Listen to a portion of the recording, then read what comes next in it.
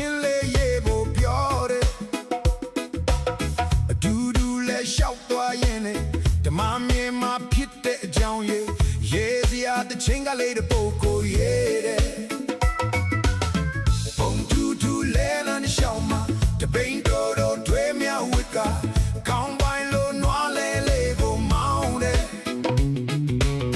ရွာပြင်းထန်တော့ဆက်မှာအရှိန်လုံးကလက်ကလေးဆောင်တော့ကျွန်တော်ဟာပြုတ်ချခဲ့ပါရောကွယ်ရန်ကုန်က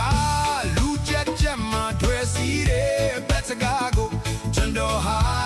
ပြုံးမချအောင်စီးတတ်တယ်အညာကချ